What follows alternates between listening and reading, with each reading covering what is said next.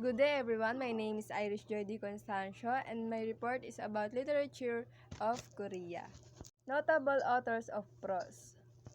Kim Yang-ha, a novelist known for existentialist themes of modern day.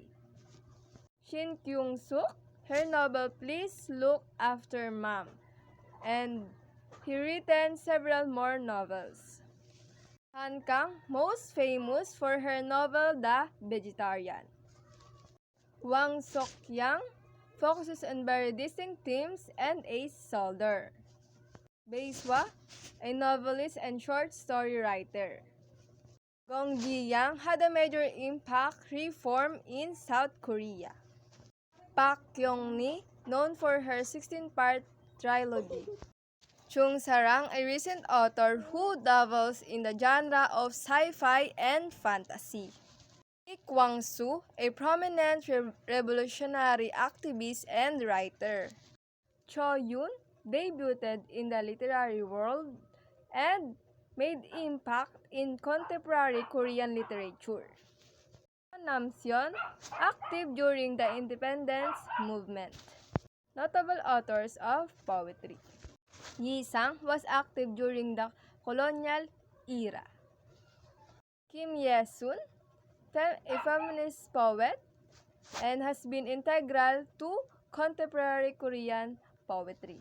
Kang Ji-young was a poet and translator, and also fostered the local modernist movement. Ko Un is another widely translated poet and active in the scene for decades. Na Ye-suk was a feminist poet and painter. Even though she was disgraced from society, her legacy lives on today. Kim Yong-seon, a novelist and poet active during the colonial era.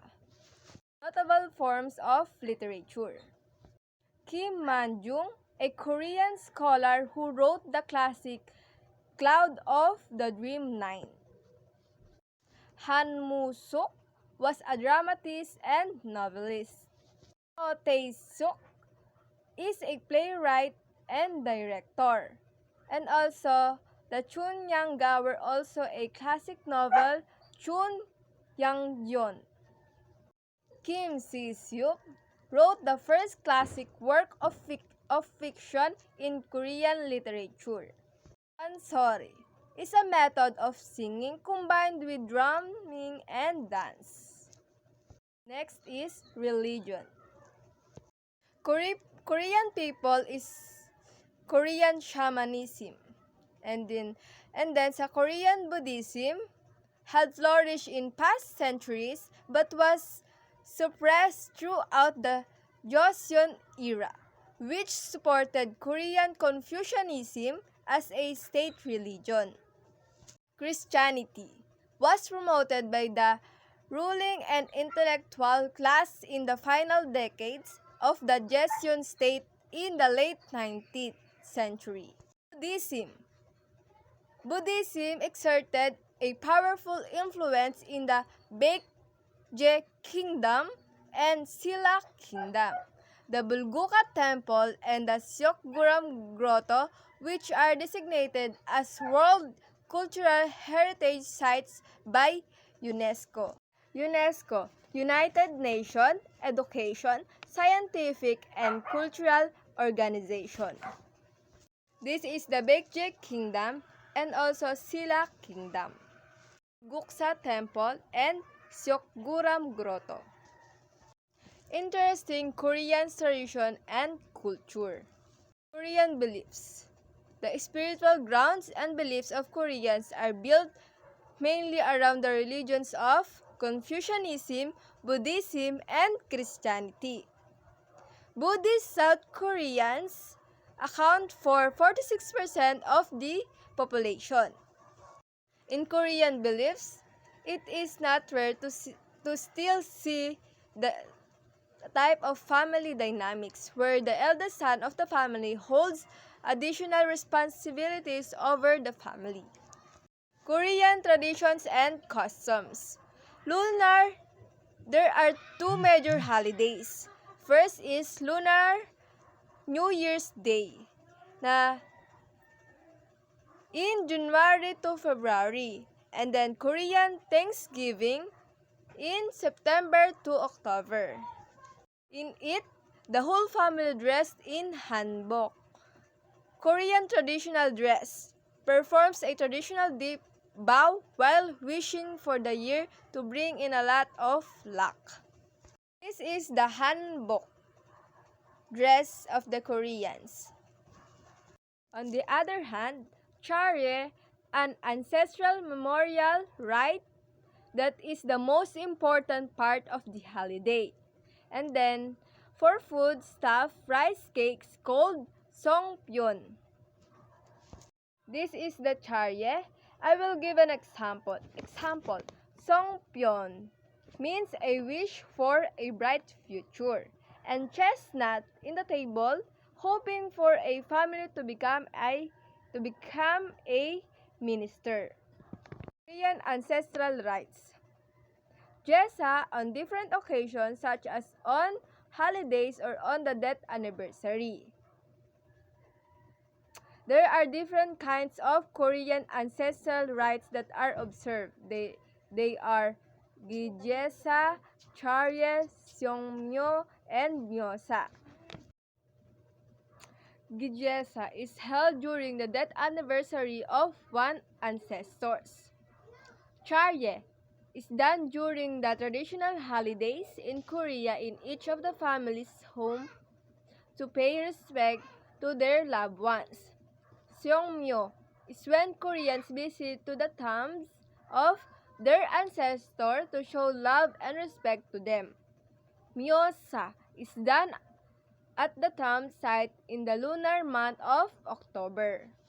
Korean burial sites. There are two common types of Korean burial sites. One is called myoji, which means burial ground. And then cemeteries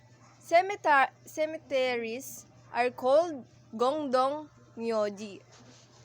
This is the example of burial site, the myoji. Next, Korean traditional arts. There are variety of traditional arts in South Korea that can still be seen and enjoyed today. Korean dance.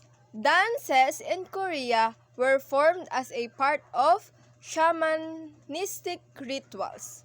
There were more than 12 types of Korean dances that were popular to perform in the court in front of royals. For example, Talkum.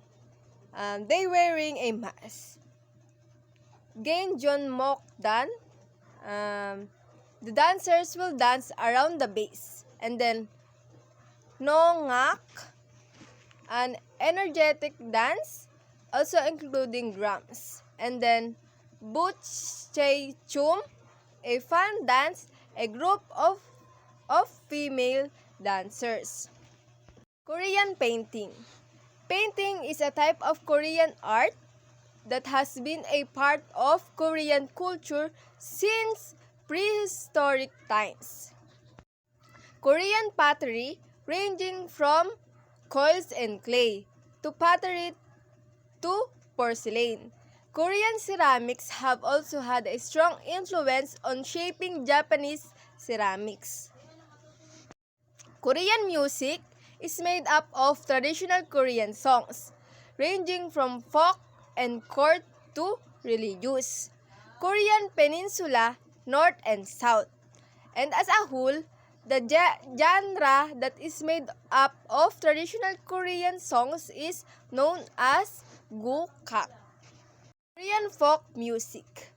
Korean folk song or music is typically referred to as pansori, which has even been designated as an intangible cultural property by UNESCO. Then, pansori is performed by one singer and one drummer. Another type of folk music is pungmul, involves drumming, singing, and dancing. Korean court music. Korean court music is another traditional Korean music.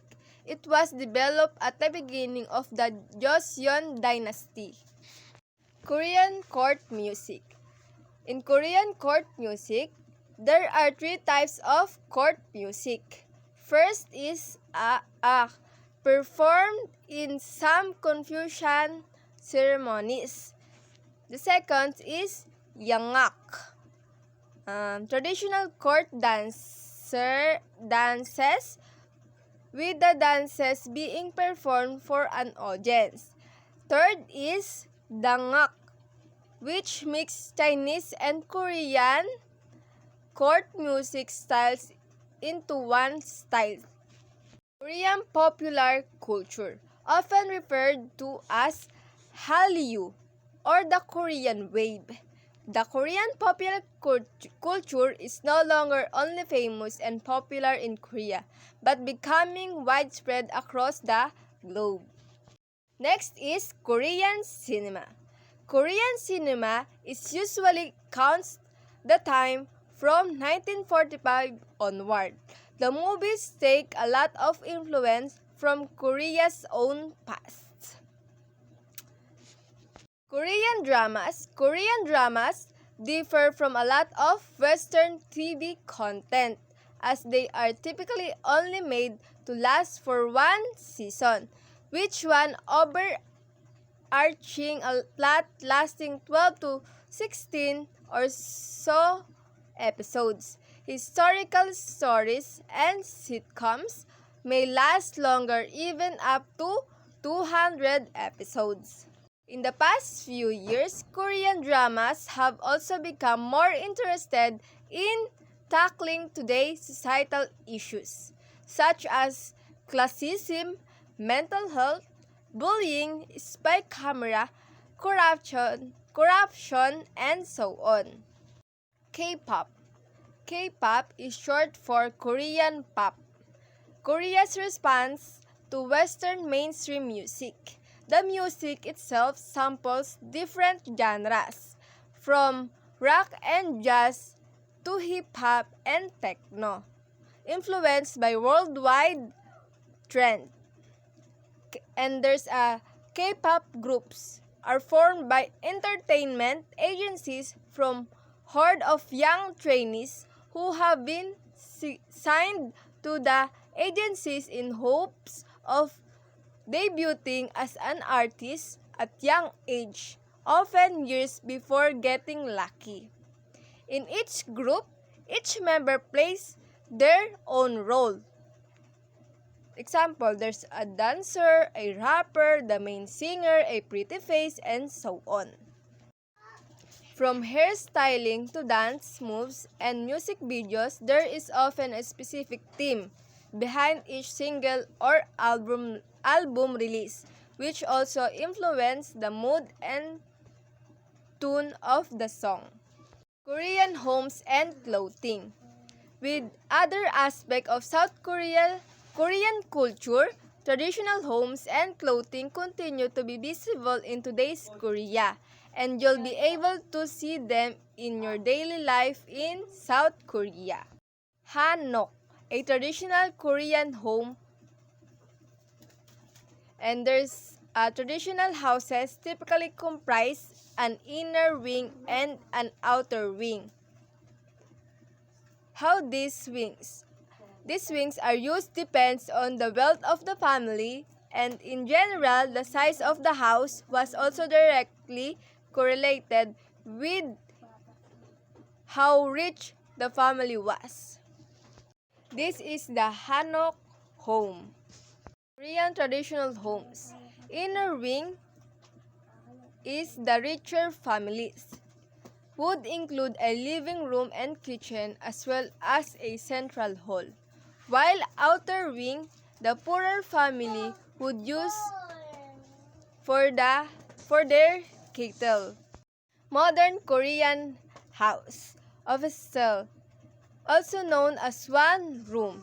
This house is inexpensive and is mostly located near subway station, while private house, also known as stands-alone houses are most expensive types of house among all the types of houses.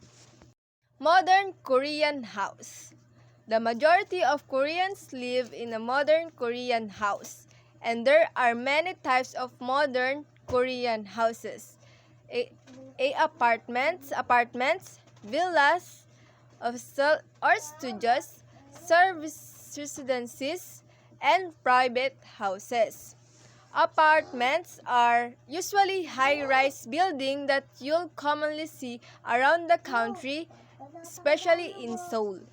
Korean cuisine. The most common ingredients to use for cooking are doenjang, which is fermented bean paste, ginger, chili powder, fermented hot pepper paste, garlic, salt, sesame oil, and soy sauce. Korean cuisine. Koreans eat a lot of rice, vegetables, and meats. Meal to consist of multiple different side dishes called banchan. Pork is perhaps the meat eaten the most in Korea, with samgyeopsal, which is grilled pork belly, one of the most Koreans' favorite foods. Korean concept of face. Concept of the face is chemyeon. Chemyeon in meaning translate the appearance a person wants to or seek to offer others of themselves. Korea being split into two. The other one is called Bongandang, a place where the remains are enshrined after cremating the deceased. There is also Bongandam, which is an outdoor wall style version of Bongandang. And clothing. Hanbok is the traditional outfit in Korea. It consists of a long-sleeved shirt and a long wide-hemmed skirt. In general, clothing used to be an important mark of someone's social rank, with people of different ranks dressing differently. Lower rank wore plain clothes of plain colors, while upper classes and royals wore heavy and flashy outfits complete with jewelry. Literature. The origins of Korean literature can be traced back to an old Stone Age art form that combined dance, music, and literature. Next is poetry. There are four major traditional poetic forms. First is Yanga, native songs. Oldest poetic form in the Yanga. Next is Pyolgok or special songs, either in the middle or at the end of each stanza. Then Shanga, a long poems. Next is third, Sijo or current melodies, is the longest, enduring, and most popular. Fourth is Kasa or verses, tends to be much longer than other forms of Korean poetry. Poetry. The poems were written in 4, 8, or 10 lines. The 10-line form comprising two 4-line stanzas and a concluding 2-line stanza was the most popular. Next is prose. During the Koryo dynasty, there are two great historical records. First is Sagi,